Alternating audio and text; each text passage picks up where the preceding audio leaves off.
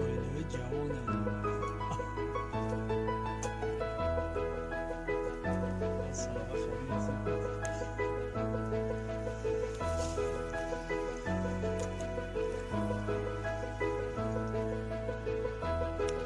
خانه تنگ گرفتم خیلی شوق گفتم چه چی میتی چسبیده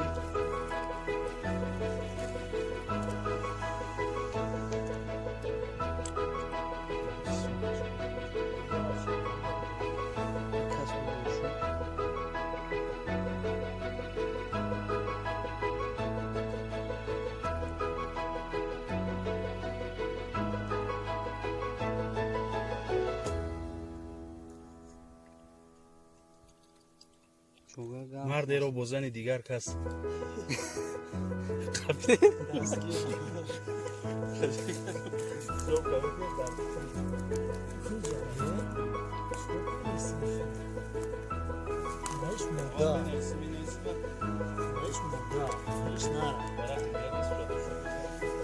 کلامش مرده کلام مرده نره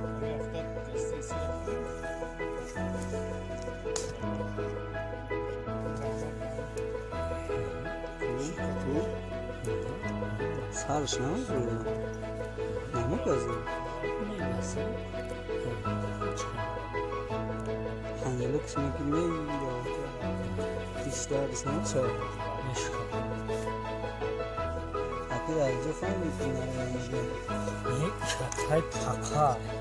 یک کتای پاکاش значит مرده میشه نه آوزورش نه درنده نه مرده اینا نگاه که شوی دمشه این مایده کنه خیلی چیز جوش گفته را نهیش درست تر این چیش نرش سرش هم یو هردش ایزو کشتگی خوابیده شو غریده ایزا کشت نه یو ایزو کشتگی ایزوشونو نمیدونم خیلی برونجا کوچک شده اون جزاشون دامون شد